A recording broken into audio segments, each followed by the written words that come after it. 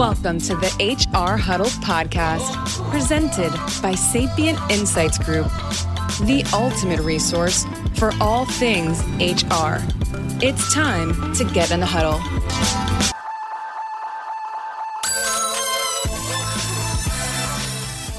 Hi, everyone. I'm Stacey Harris here, and I am back with Spilling the Tea on HR Tech here for our next season kickoff, which is really a recap of the major conference that we all just attended on HR technology put on by Executive HR Magazine and the LRP organization. So first off, let me introduce my counterparts on the conversation today, my colleagues who attended the conference with me. Terry Zipper, our CEO and managing partner, will be joining us today. Susan Richards, our founder and managing partner who oversees our advisory services area. And Cheryl Hurley, who's our principal advisor and has been helping guide us on all things that come down with learning and business development around the HR technology space. We're so excited to have all of you guys join us. Could you guys just say a little hello to everyone? Terry, yourself? Hi, everybody. Excited to talk about this topic. It was a great show. Susan, how about you? Can you say hello for everyone? Hey, y'all. Susan Richards here. I had a blast at HR Tech this year, and I can't wait to spill some tea with Stacey and the rest of the group. It's going to be a fun conversation, I can tell already. And Cheryl, how about you? Maybe just letting everybody know where you're coming from today. I'm saying hello way up from Canada. I don't have a y'all in my lexicon, but I'm here. We are kind of all over the state, the country, different international regions, I guess is a better way to put it. I'm out of North Carolina. Susan, you're in Florida, but you're not in the middle. We should note that we're recording this today right after Hurricane Fiona has hit Florida. So our thoughts and wishes are going out to everyone, hoping everyone is safe and secure. But Susan, you're in Florida, but you're saying at least where you're at right now, it's all good, right? Right. I'm over in Pensacola and everything is bright and beautiful here. We're very lucky. All right. Well, we are glad to hear that you were safe, and we're going to send our thoughts out to everybody in South Florida and the middle Central Florida, because I know that is it's a scary situation right now. But we have been trying to get together as a team. The good and sad thing is after HR Tech, things got so busy, we almost didn't have time to get together as a team to talk about what we saw at HR Tech. And we thought, well, what a great way to kick off Spilling the Tea on HR Tech this season, but to share the boiling hot news about what's going on at the HR Tech market coming out of the largest conference, at least in the United States, as far as we know, on the HR technology industry. First off, I will have to say that it was good to be back. As a researcher, and for those of you who might not know me, I don't think I even said, I'm Stacey Harris, the Chief Research Officer at Sapient Insights Group, but I've been going to the HR Technology Conference now nonstop for, I believe, almost 10 years. My first events were back in Chicago before they had moved to Las Vegas. So I've seen it change over the last several years. My sense is that, we are not completely fully back to the numbers and sizes that we had post-pandemic, but we are almost there. And it was wonderful to see people that I had not seen for the last 2 years, and wonderful to get an opportunity to reconnect in real life. We had done HR Tech Conference last year. We were one of the few organizations who were able to make that work just because of our organization and where everyone was located, but it was definitely much smaller. So this was the first year I felt like we were sort of back in sync.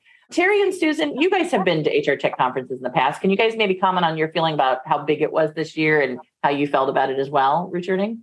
Absolutely. So I have not been since 2018 for various reasons, but I did feel like if it wasn't back to 2018 levels, it was pretty close. It seemed like the Expo Hall just seemed unbelievable to me this year.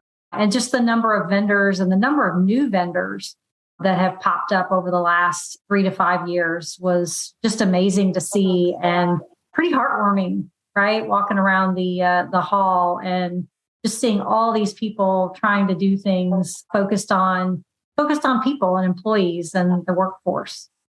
And I'll add on to that. It felt like a reunion.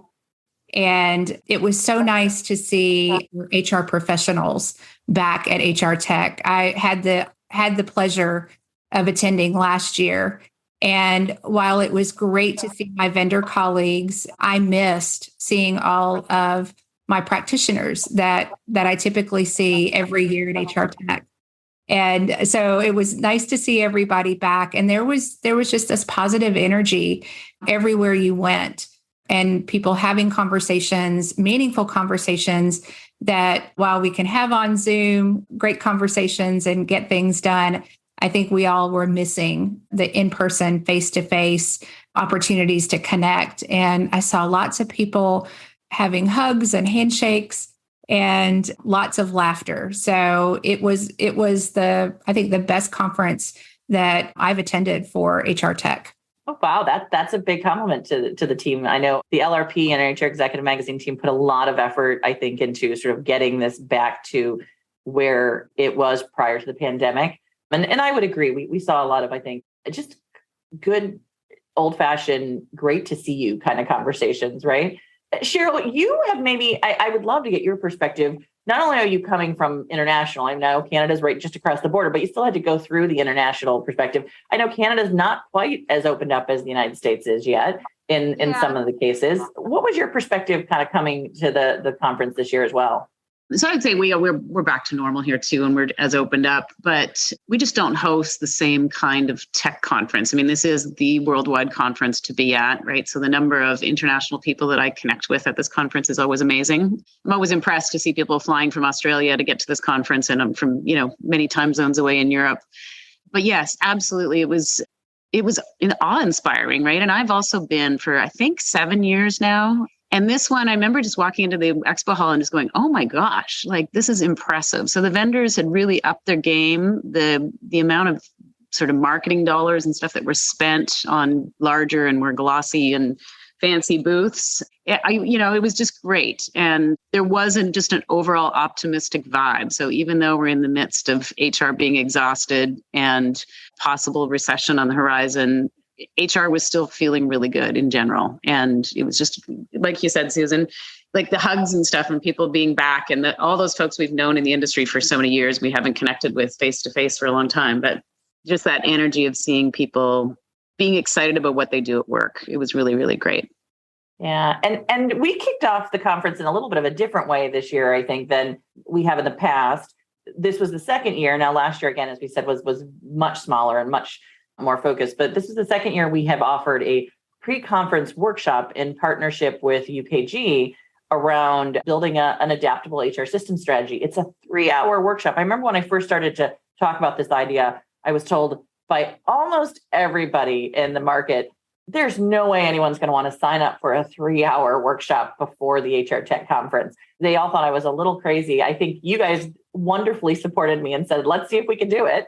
Yeah, Stacey, we'll try anything once. Exactly. You're like, let's go. We had over 425 registrants for that event. We didn't tag everybody who walked through the door because it just got a little overwhelmed. But I think we had somewhere around 300 to 350 people who walked through the door, who were sitting at the tables. And it was amazing to see how many people not only showed up for that pre-event workshop, but who stayed for the entire 3 hours, even to celebrate our 25th anniversary event at the end of it. And we're now getting our responses back on surveys on what they liked or didn't like about the event. And we're hearing people tell us consistently they would come back again. They found it really valuable. We have 100% right now in our survey responses, people saying they would redo that workshop again if they had the opportunity to in 2023. Terry and Susan, Susan, you saw that last year's versus this year's. Are you surprised that people are willing to invest that much more time into the entire workshop week?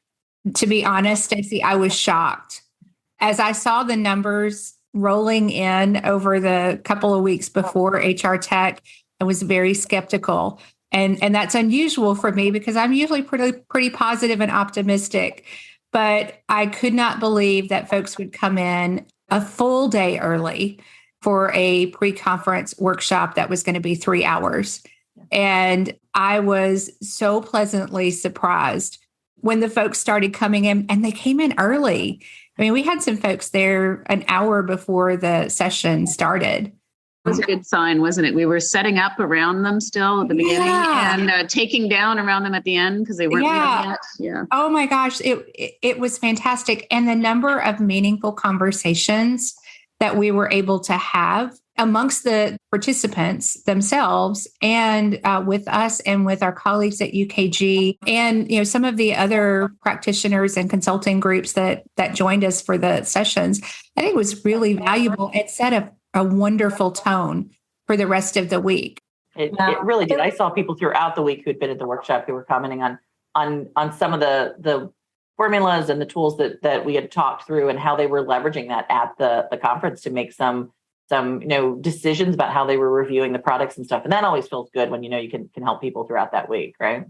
And it didn't hurt that we started the week off with champagne toast that we served at everybody's table. That is true. We definitely a big thank you to our sponsors for that, UKG. Not only did they partner with us on the workshop, but they then sponsored our celebration, which we held that afternoon, because it was our 25th year of launching the annual HR System Survey. And what's exciting, I don't know if many people realize this, but the annual HR System Survey and the HR Tech Conference kind of started in the same year. Now, they're not exact. I think they're maybe a year off or something. But we've generally, whether it's been myself or Lexi Martin, who started the research, we've been presenting at this event from the beginning on these findings. So it was really exciting to be able to do our celebration and our big launch for the 25th year here at this conference, which I think was so meaningful for all of us. So, yeah, and that was a great event. It gave us an opportunity to get a little more personal with the attendees. And, I heard the same thing. People specifically came in for this workshop. And while it's kind of nice to have the market cornered on this, it sounds to me like it's a real opportunity for the conference team to say, could we do more on that first day to give people more opportunities to learn? Because that just seemed to me like, people were just hungry for that. Yeah, there's no doubt that there was a lot of desire for more education. I can't, a number of people came up and said, I'm new in this role of HRIS. And we do know from our research this year that we saw basically a 30% drop in people who are in the HR technology roles who've been there for 10 years or more, which means we lost a lot of professionals who have been in the market for a while. And I think that definitely showed up at this workshop. It showed up in the conversations we had. Maybe that's a good place to maybe kick off some of the conversation. I know we want to get into the key findings that we had, but we also, I think, had some good commentary as our conversation about what we thought maybe could be done better, both from a conference perspective. Cheryl, you really talked a little bit about, as walking the expo hall, you thought that we needed more time for that. We got this pre-conference, we've got the Women in HR Tech Conference, which is amazing, was well attended. And you spent a lot of time in the expo hall. Maybe talk a little bit about what you think, worked well or didn't work well as you were kind of traversing the expo hall this year. Yeah, it just struck me that I was, I've been in this space forever and I know so many of these vendors and stuff. So first of all, I had to figure out who some of the vendors were again because of rebranding and acquisitions and things like that. But I was hustling to try and get around to as many as possible. And I didn't see probably half of the ones that I wanted to. And I certainly didn't get into deeper demos and things. So I just felt that I just didn't have enough time, right? I think the trade show opens late on the Tuesday night. And I was leaving Thursday afternoon. So, partly my travel too. But yeah, like the expo hall is just so valuable. We definitely could have used more time in there, given how big it's gotten, how many vendors are in there. The number of people I talked to said, oh, didn't even know that aisle existed or didn't even know that there were, sort of new vendors in that sort of accelerator space that they have off to one side. So, it'd be lovely to talk to some of the vendors in the next few weeks and see what they felt the traffic was like in terms of folks coming by their booth. Yeah, I know I've talked to two so far, and they basically told me that they felt that there were more serious conversations at the booth, but I didn't hear yet if all numbers were up or not. So I'm sure we'll hear more about it to analyze and get a week.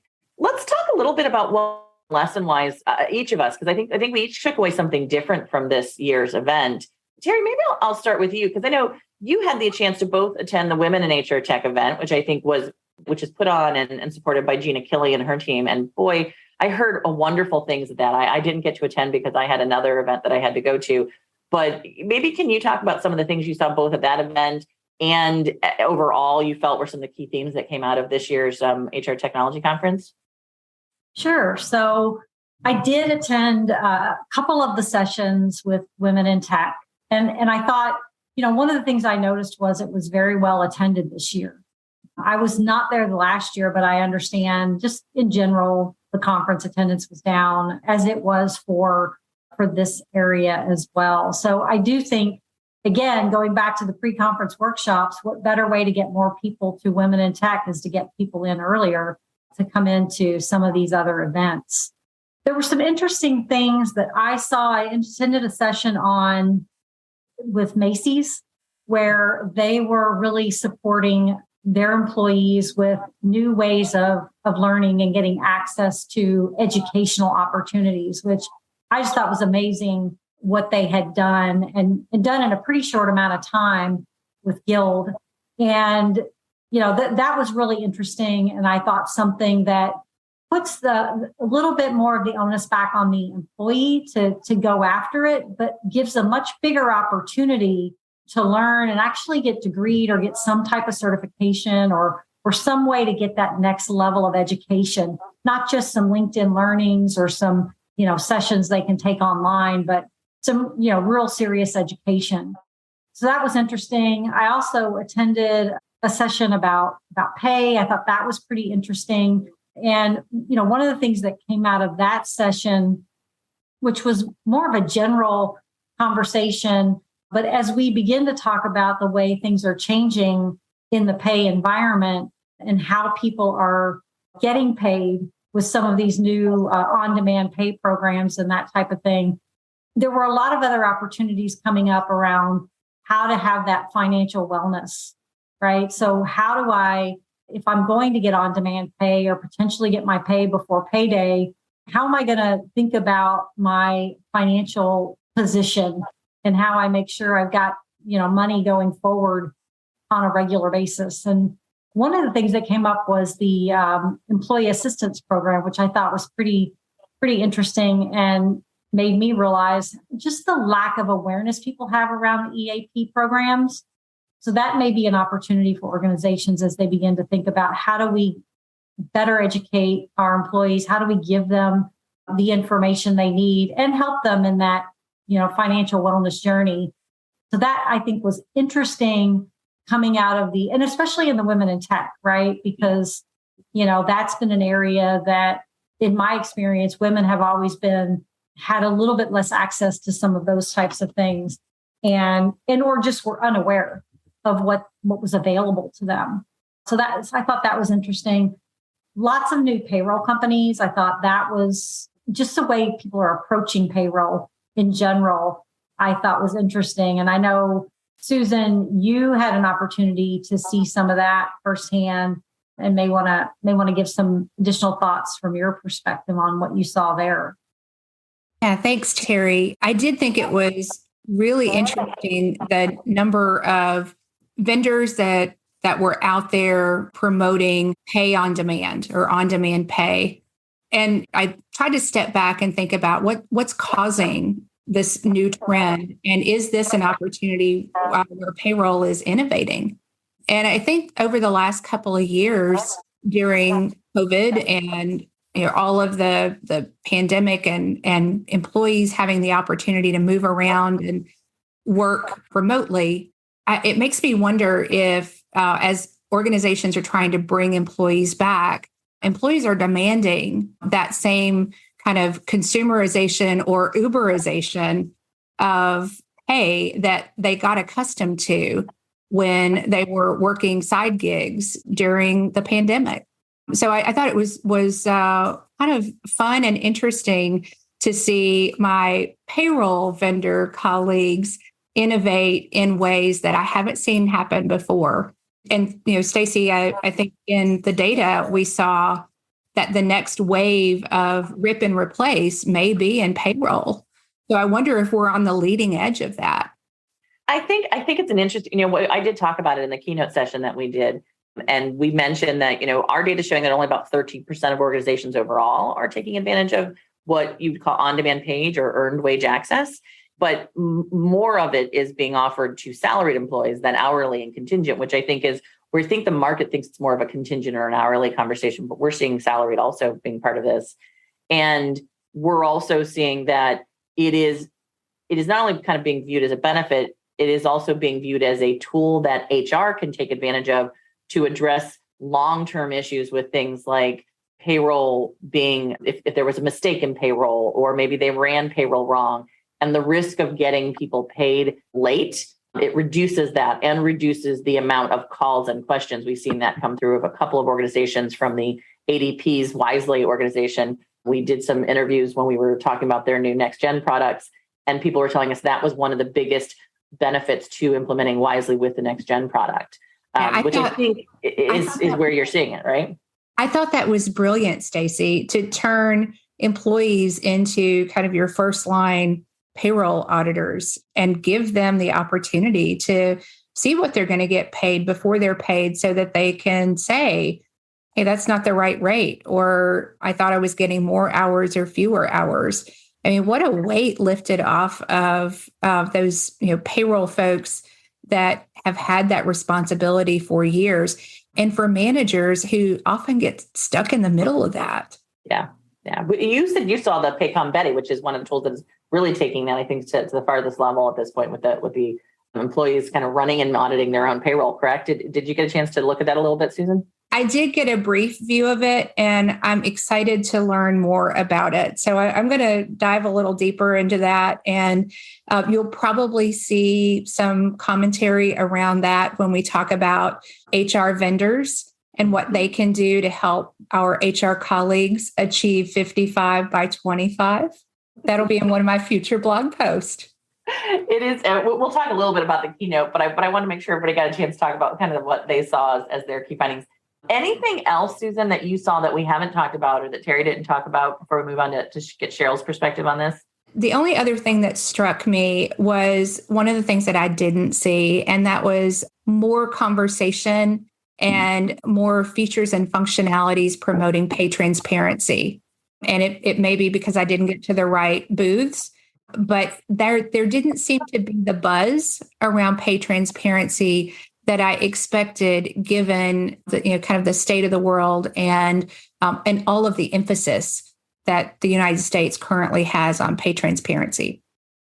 Yeah, it's interesting. There's a new regulation that California just, I think, put out that today talking about this pay transparency conversation, or at least pay equity. And we are seeing more conversation, but I do think that companies are still very leery of what this is going to look like. Cheryl, you've done a lot of this internationally. You're looking at it through, I think, a different lens sometimes. Does the amount of conversation that we're having in the US on payroll surprise you, and the conversations about transparency at this point? Yeah, because this is where I was like, was I sleeping for the last few years? Like, what am I missing here? Why is there so much payroll stuff going on here at the show? And, definitely the on-demand pay is creeping into Canada, but just starting to. So it's definitely sort of an American-led phenomenon. And I would love to chat with some of my European colleagues and others and see if that's kind of a worldwide thing that's going on. It's easy to see how that is a great attraction tool and just another perk for the employee to be able to control their own employee experience. But it was just something that kind of overwhelmed me, because I was like, wow, are we back to struggling with pay again? This should be a fundamental thing that we've all got figured out. But according to the number of vendors there's all kinds of innovation still to come in payroll. I think the other big things, just first impressions walking in, BI and analytics, there were some really big vendors there, big booths, and it's vendors that have grown over the years and some new entrants into that space. But that was very telling about where HR is struggling and wanting to invest in analytics tools and platforms. I think the other big aha moment for me was, and I've been in this industry for so long, right? We used to just go to these shows, and for about a decade, it was mostly about the LMS, and that's gotten quiet. Learning was still represented for sure, but you didn't have every practitioner running around trying to figure out learning anymore. So I think that's great that it's in a steady state. There's been obviously a lot of innovation over the last few years around learning experience platforms and all kinds of bells and whistles to try and move to skills. Definitely still seeing a lot of skills in the marketplace, and the whole talent mobility is growing. But I would have to say learning is finally sort of quieting down as a function in and of itself. So I'm hoping, fingers crossed, that that's because we've figured out the basics and we're moving to more sophisticated, practical aspects around learning and skills. And I think the last one that struck me, and this is kind of a scary moment about where we are moving into a recession and also innovation that's come out of the pandemic, seeing whole new platforms out there for offboarding. So to be able to manage, mass layoffs, mass furloughs, that's just not technology that we talked about 3-4 years ago. So I found that really interesting to talk to a few of those vendors and realize how quickly some of that's being adopted by large corporations. Yeah, you had talked, I think, to Onwards HR, who won, I believe it was Pitch Fest last year, or they won something at HR Tech last year. Yeah, they did. They won Pitch Fest last year. We decided it was because they had lunch with us a couple of days before they pitched. I'll take that. That works. I know I also talked to my friend David Corrigan, who's working over at, I think it's Clickboarding as well, that's doing an offboarding tool. Yeah. I spoke with a good pal from eJuice, and they were also created an app around this. And again, because we've only got 10 provinces, we've got less complexity around figuring out severance packages and stuff. But it really hit me that when you've got 50 some odd states with different severance calculation capabilities or several severance calculations at hand, you need the capabilities in a platform to just be able to figure that all out, right? Yeah, and this was, I got a lot of commentary when we did the keynote about, the fact that our data didn't say that people were planning, at least not a large number, were planning to reduce HR tech spending, and we actually saw quite an expectation of over 50% of larger organizations planning to increase HR tech spending.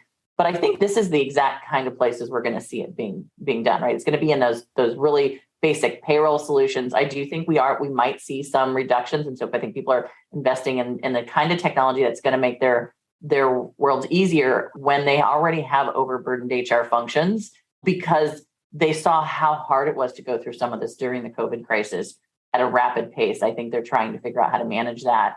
And I think HR technology is being seen as some of the ways to manage effectively whatever is going to be, coming down the pike in a year or two. And Stacey, there's a lot of conversation around employee experience now. And, I love what Sarah and her team at Onwards HR are doing to extend that employee experience all the way to and beyond, the exit process. I think it's really important that an employee exits as gracefully as they enter, because they're going to remember that exit experience. And, we may need them back at some point in a different capacity, or we may need to partner with them, or they may want to be a gig worker with us. So I know that it doesn't feel good to be talking about kind of the offboarding process, but it's part of the process, and it's a key component.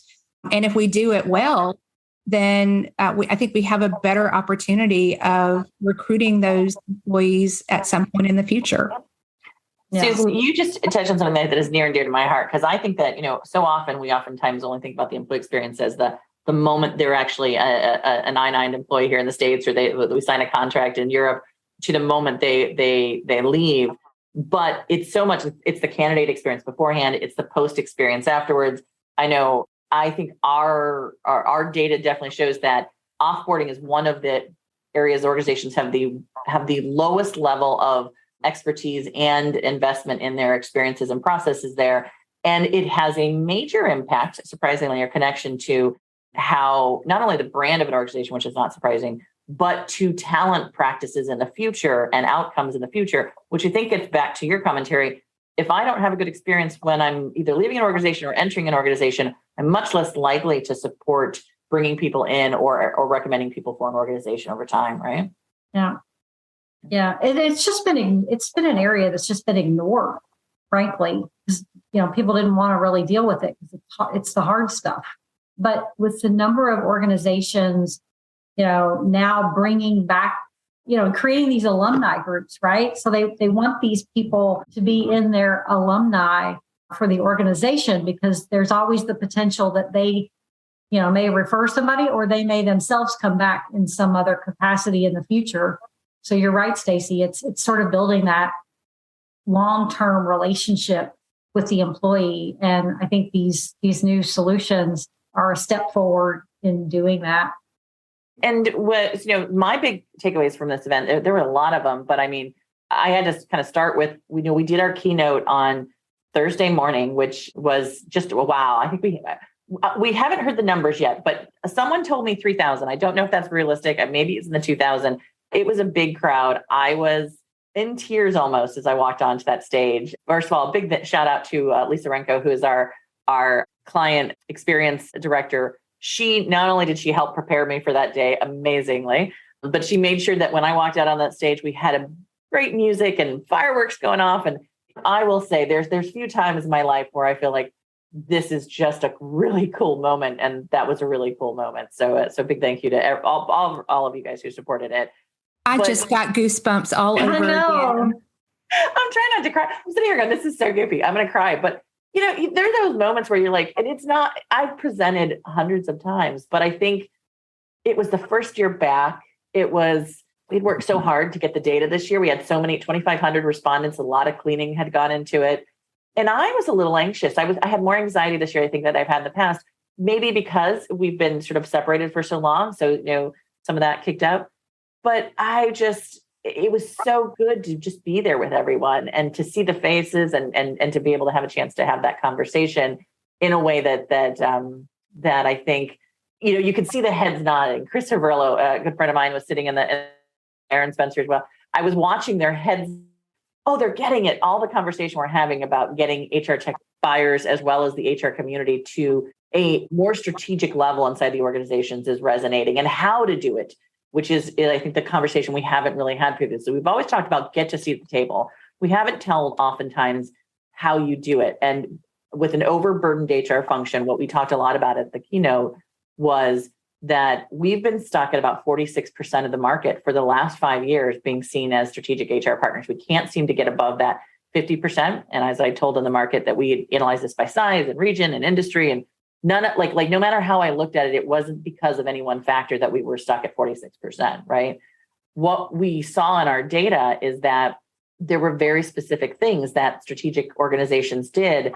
And those had a lot more to do with, I think, these fundamentals that we've been talking about today. They invested in change management, which we've talked about for a long time. They invested in transformational processes in areas like absence leave and skills management, right? They invested in the technology strategies that they had, things that seem like they take extra work when you're in the middle of the work that you're doing. But our data shows are correlated statistically year over year to those organizations who are seen as strategic. So kudos to Susan Richards, our founder, who came up with the term 55 by 25, because that's now our new goal, to get the market to 55% of organizations being viewed as strategic HR partners. Correct, Susan? Yes, ma'am. 55 by 25. We're going to make it. Yep. So we had buttons we were running around with the show with, ask us about 55 by 25. I got the whole audience to cheer about it. We had lots of conversations about payroll age. We had some on that. We also had a lot of conversations about experience platforms and showed a model that we've been showing of how the buyers are doing experience and how it's a flip side of the service delivery conversation. The service delivery is alive and well these days. So there was a lot of that conversation. But in my conversations with the vendors, I saw a lot of what you guys saw. The payroll was a big conversation. I saw a lot of conversation about skills management. We also had the opportunity to attend a morning session with SuccessFactors SAP, who was doing their Success Connect at the same time in Las Vegas. And they had not only new technology about bringing your whole self to work, but they were also talking about how while they were doing that, they were focusing heavily on making sure the software and applications they had in the background were working seamlessly with that conversation. So they're talking about replatforming their technology. So there's a lot of conversation about, fundamentally, is our technology going to be able to support this amount of analysis and reporting and expectations of employees sort of touching it on a more regular basis, as well as if they're bringing their whole selves to work, what does that look like in our organizations?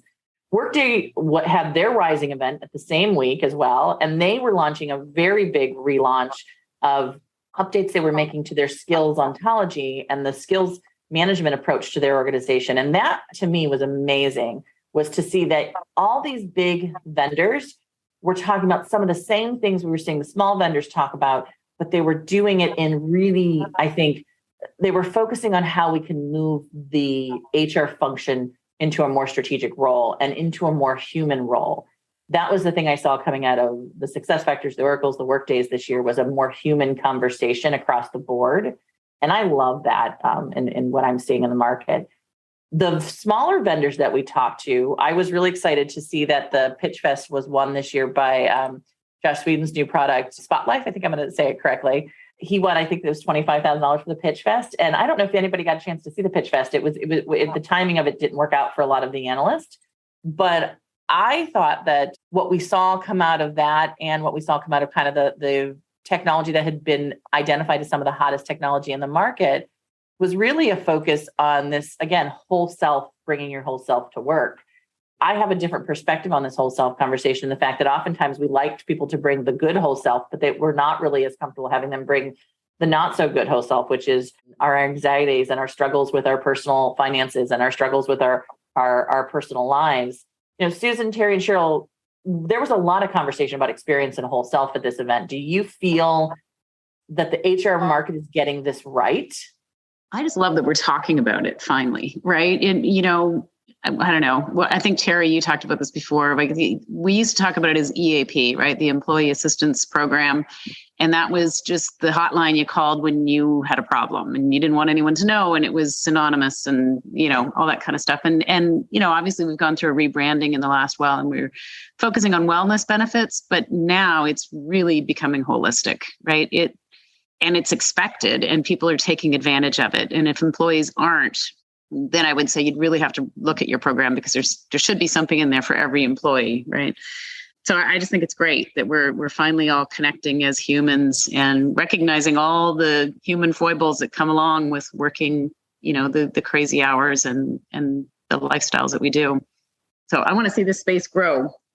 Yeah, and I think the work from anywhere has contributed to the real need to stay on top of that, right? Because people are starting to or have felt disconnected from the organization, right? But they want to work from anywhere at the same time. So how do we make sure that we can give people what they want, but at the same time, still make them feel like part of the overall organization and have access to the programs and know what's available to them and just be in tune with what the offerings are.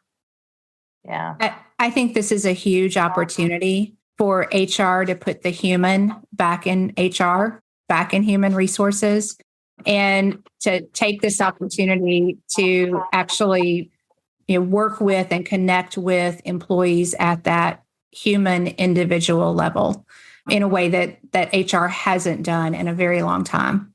Yeah, it was a good way, I think, to if we were going to wrap up the conference, it was, I would say, more conversations about the human side of what we do, which was really nice to see versus just the technology side. And I think being led, surprisingly, by the larger vendors in this market, right? The Workdays, the SuccessFactors, the Oracles, but being supported in many cases also by the new entrants to the market as well. So I think it's exciting to see organizations like ADP, Paychex as well, really investing heavily, even for our smallest businesses in the market in this kind of a conversation, right? Yeah, guys, there's definitely more vendors out there that are more buyers out there that are the smaller, medium businesses, right? And they're looking for technology supports, just like every other large company now. And, I don't think that they're shying away from investing in the right things. They're going to be maybe slower to adopt things at a different budget pace than larger organizations. But there's no doubt that HR technology is needed by that whole spectrum of company sizes. Yeah, we saw companies as small as 5 employees. It used to be, we had much larger organizations who were spending investments in HR tech, but we're seeing that move downstream a lot more this year. And we're also seeing more investment. There's always been a lot of investment in optimization in the frontline workers, but this year we're seeing also more of this kind of whole life balance experience conversation for the frontline workers. I had a great briefing with Harry, which is an organization that's focusing on HR technology for the frontline workers. Legion is another one that does that. And those kind of, I think, conversations have been oftentimes relegated to just money saving and operation saving. But now we're talking about this idea that if we're going to have the talent there, if we're going to have these conversations about bringing your whole self to work, if we're going to have conversations about pay equity, it's got to start with every function in our organization, not just salaried functions as well. Yeah. Well, ladies, we could go on for another hour, and I think we're already over by 15 minutes from what we had told everyone that we would just be 30 minutes. But this is a great conversation, and we're going to do more of this throughout this next year on Spilling the Tea and HR Tech. It is such an exciting time and space for HR and HR technology, and it's such a great opportunity, I think, for everyone to stop and take stock of where they're at in their HR technology journey. whether you're a vendor, whether you're an investment firm, whether you're a buyer of products, you are an HR practitioner trying to figure out how you leverage the products you have already in-house. There's always more conversation that can be had and different look, I think, that we can put on it besides just the resourcing model. We could really talk about the planning, the strategy, and the outcomes we're trying to achieve, which is workforces that feel more respected and have the tools they need to do the jobs effectively, and businesses that have the resources and the talent they need to be able to achieve the outcomes they're trying to achieve for customers and clients. So it's a win-win if we can get this equation right. I want to thank everybody out there who listened and who has been following us on our podcast. If you haven't already done so, please make sure you go to download our podcast. There should be some details right below this link. Sign up for us. Make sure that it's listed on your podcast place wherever you keep that information. And if you are interested in having us talk about any particular conversations here on Spilling the Tea at HR Tech or in our other podcast series called HR, We Have a Problem, please send those emails into us and let us know what kind of topics would be of most interest and what data would be of most value to you. We're continuously trying to update our platform. Ladies, last goodbyes for everybody as we're heading out. Terry, any last comment on the HR Tech Conference or things you'd like people to remember from the conversation today? I think we've given them more than enough to think about at this point. So I'll just say thanks for listening. Yeah. Susan, anything on your mind? I just say thanks for including me, and thanks to everybody for listening. And we can't wait to continue to this conversation and continue to share all of the wisdom that we've gained and gain wisdom from you guys. Thank you. And Cheryl, all the way up from Toronto. I can't help but throw this out there. If you're a practitioner and you haven't been to the show or you haven't been in a number of years, call us because we'll help you get that business case done. You really need to get to the show. And I know sometimes that, employers are still a little bit reticent about paying for travel and, a number of days at a conference in Vegas, but it's so worth your while. So try and get there. That is a great way to wrap up the conversation. Because I would have to agree. I mean, there's a lot of other good events that go on. This one is always my favorite. So I will say it definitely has a special spot in my heart. And to everyone out there listening, thanks again for your time. We really appreciate it. And please let us know if you have any additional conversations based on the topics we covered today, either in the comments or email us directly. If you have any questions about either downloading our keynote deck that we talked about today or any of the briefing documents that we talked about today, you can find those on sapientinsights.com. And if you want to find our podcast, if this is the first time you're hearing it, you can go to the HR Huddle and load that podcast into your environment. That will have both our Spilling the Tea on HR Tech podcast, as well as our HR We Have a Problem podcast. So thanks, everyone, and good afternoon.